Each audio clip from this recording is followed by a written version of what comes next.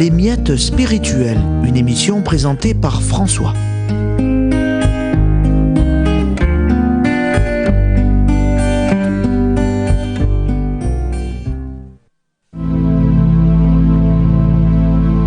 En vérité, première partie.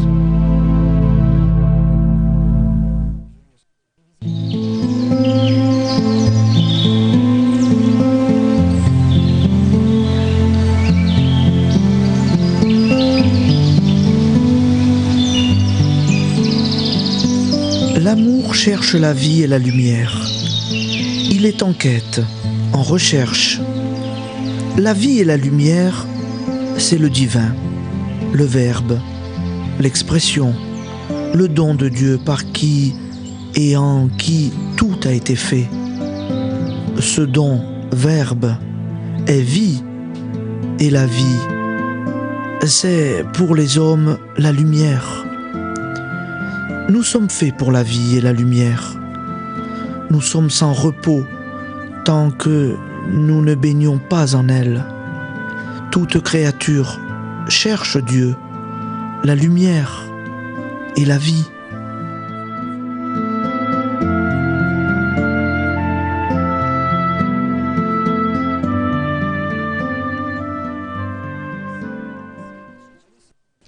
Sur terre, l'amour est surtout désir d'amour, car l'homme est en devenir. Notre amour même, véritable et désintéressé, ne construit que des débauches. Il faut qu'il trouve des conditions plus favorables pour s'exprimer. Les dates réelles de la vie d'un homme sont celles où il lui a été donné de recevoir une idée plus haute, plus large de Dieu. Une conception plus pure de Dieu est comme un nouveau baptême. Que penses-tu de Dieu? Le Christ, le Fils de Dieu, pour faire vivre l'homme, l'a rejoint à plein. Il ne s'est pas contenté de prêcher. Il n'a pas seulement annoncé la bonne nouvelle. Il a travaillé, peiné, vécu la rédemption. Il a choqué et il a séduit, et cela en aimant à fond. Peut-on croire quelqu'un qui ne se donne pas à fond? Peut-on résister à quelqu'un qui se donne totalement? Comment rendre Dieu visible dans l'homme, si Dieu est amour, que ce soit en aimant? Ainsi a fait Jésus. La foi ne consiste pas seulement à affirmer l'existence de Dieu, mais à lui donner sa confiance, à s'appuyer sur lui, à le suivre dans son œuvre de vie. Peut-on croire en un Dieu qui fait peur? Peut-on croire en un Dieu dont on souhaiterait presque la non-existence? Pour vivre, va jusqu'au bout de toi-même. Fais valoir tes talents, en les semant à bon escient, car la vie est une dépense continuelle. Ce que tu es, deviens-le pleinement. Livre-toi tout entier, en ce que tu fais. La vie est effort. Pour une avance, jamais un résultat. Tu ne connaîtras jamais celui qui garde pour lui une portion de lui-même. L'autorité n'est ni un trésor, ni un privilège, ni une dignité, mais le service de la communauté. La vérité ne peut pas s'enfermer dans un système, quelque beau qu'il soit. Le Christ n'avait pas de système. Il se dit « route de la vérité et de la vie ». Ah, vous ne serez vraiment chrétien que lorsque votre moi, M-O-I, se sera perdu dans le grand soi. Ne restez pas enfermé dans votre souci de salut individuel. Vous seriez dans un égoïsme supérieur, dangereux. Saint Jacques écrit « Celui qui sauve un de ses frères, celui-là se sauve lui-même. » Dieu ne résiste jamais à quelque chose d'humain. Il ne le peut pas, parce que l'homme est la fleur de la création. La création tout entière parle le langage du Verbe de Dieu. Elle est parole de Dieu. Les plus beaux langages de la terre sont les larmes, la sueur et le sang.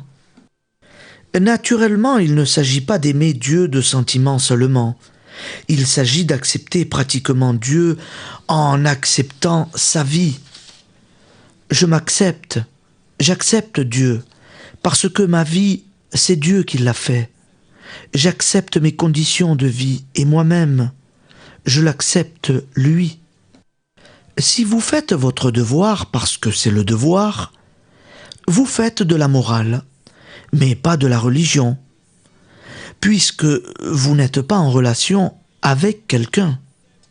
Dieu répond toujours à un besoin, mais pas à une curiosité. Avec Dieu, il est bon d'être intelligent, mais pas nécessairement intellectuel. Il faut accepter la vie humaine telle qu'elle se présente à nous. Il ne s'agit pas de résignation, mais d'acceptation cordiale. C'est une attitude de base essentielle. Accepter sa vie, sa situation, sa maladie, comme un enfant. C'est une mentalité irremplaçable. Autrement, Dieu ne peut rien faire avec nous. Il est essentiellement Père. Dieu ne s'intéresse pas à la religion, si celle-ci n'est qu'un ensemble de pratiques. Dieu s'intéresse à l'homme. Je veux vivre, je veux me sauver, je veux arriver à la perfection, me réussir dans la vie. Comment faire? En devenant riche, considéré et considérable, en occupant une bonne place. Jésus-Christ qui aime chaque humain personnellement et tous les humains ensemble te répond.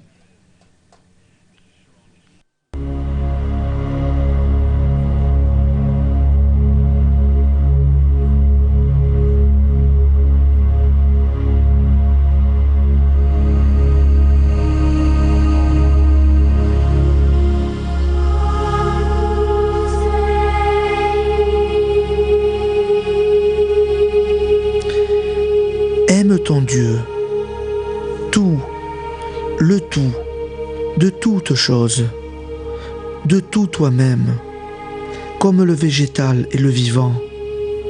Aime la vie, la lumière, la chaleur. Aime de tout ton besoin, de toutes tes capacités, de toutes tes forces. Prends conscience de ta pauvreté totale, de ta peine, de ta faim et soif, et attends le regard de son côté. Ensuite, aime ton proche, comme s'il était toi-même. Aime-toi en lui, comme la mère aime son enfant, comme l'arbre aime ceux qui ont besoin de son fruit.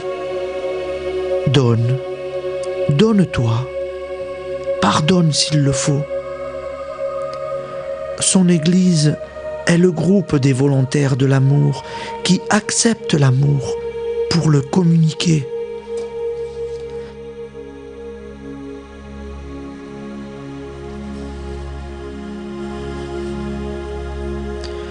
La religion qui serait exploitation de Dieu et du proche pour avoir des mérites n'est pas digne de l'Évangile. Jésus parle de gratuité.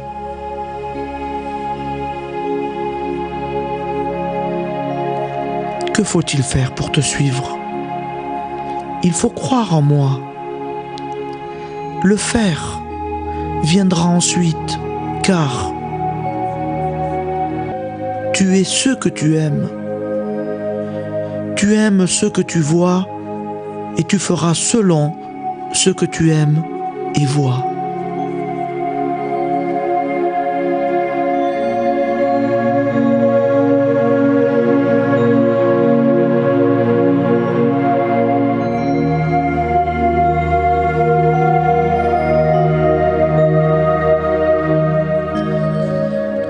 Le sens de Dieu est le sens du total, de l'ensemble, de l'un et donc du vrai. Dieu veut t'acculer à la foi, à la confiance sans motif, à l'espérance sans espoir, à l'amour de pure volonté, te ramener à ta capacité de créature, de pécheur à sauver. Pauvres humains qui ne peuvent pas croire en un Dieu qui aime. Mais après la croix, en face de l'Eucharistie, fais-toi semblable à Dieu. Ne le fais pas semblable à toi.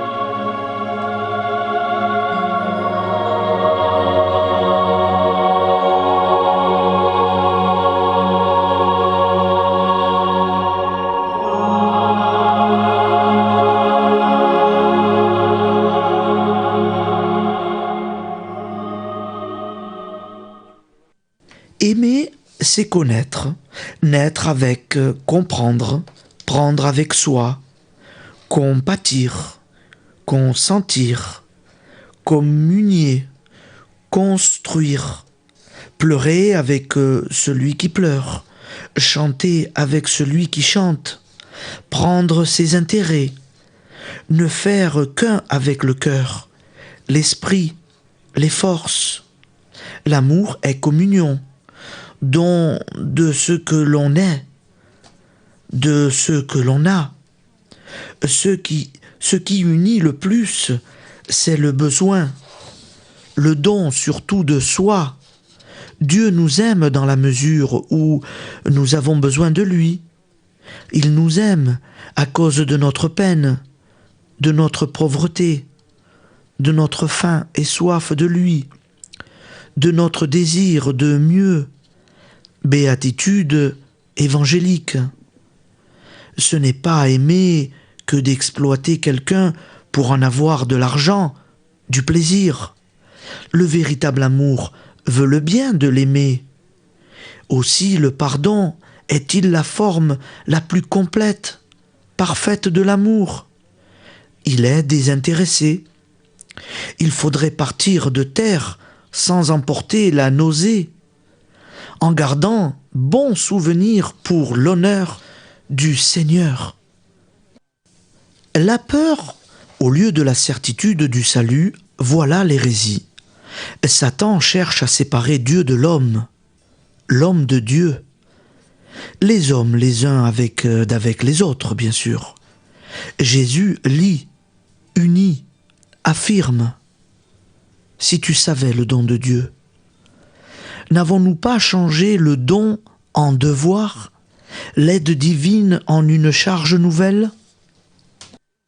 Une grande part de la haine et du mépris déclarés que de puissants esprits dans le monde manifestent au catholicisme est de l'amour déçu, une plainte de l'homme blessé. Le christianisme est si mal présenté quelquefois. À force de bien écouter les questions, on finit par trouver les réponses. Jésus est la réponse au problème des rapports de Dieu avec l'homme. Il est l'homme, Dieu. L'Église en lui conduit à la vérité et à la vie par l'amour. Pour mettre plus de justice sur terre, ne comptez pas sur la force, sur l'argent ou la politique. Vous qui vous réclamez du Christ, on ne remporte pas de victoire spirituelle avec des armes matérielles. L'erreur, c'est de faire de Dieu un autre.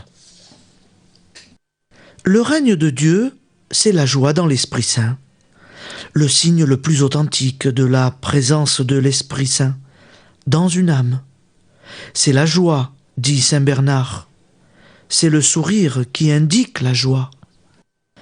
Quelqu'un qui aurait vu Jésus à Gethsémani crier et pleurer aurait dit « Ce n'est pas un saint, il est vrai ».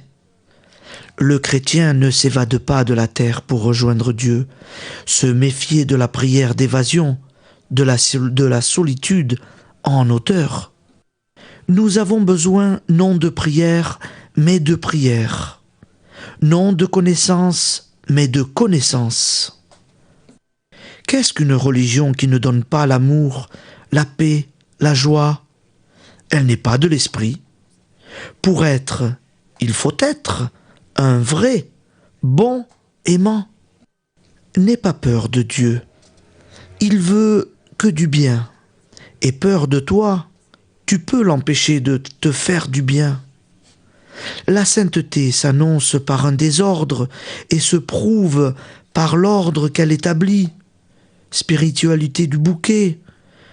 C'est beau un bouquet, mais les fleurs ne durent pas. Elles n'ont pas de racines. Ta religion, ta piété, sont-elles enracinées? Tu es à l'étroit? N'est-ce pas toi qui t'y es mis? Entre en Dieu, accepte la volonté de ton Père, collabore avec le Christ en son esprit. Tu seras au large.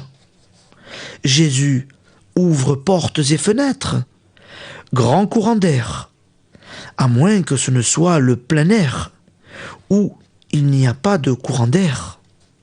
C'est un beau jeu de mots. Non, la vie terrestre n'est pas la vraie vie. Elle n'est que la préparation, la période larvaire de la vie qui se vivra dans d'autres conditions. As-tu prêché la vérité? Cette vérité est-elle bonne nouvelle de libération? As-tu rejoint les pauvres, les humbles, les doux, les paisibles? As-tu dérangé les pharisiens, trop sûrs de leurs idées, et les sadducéens, installés dans leurs charges et honneurs, et les politiciens plongés dans leur combat pour le pouvoir? Qui est heureux de ta parole? On attendait le Messie en l'an 15 de Tibère. Les Sadducéens attendaient une augmentation de traitement, les docteurs une approbation de leur doctrine. Les puissants espéraient une aide pour maintenir l'ordre et garantir la propriété privée, familiale ou impériale.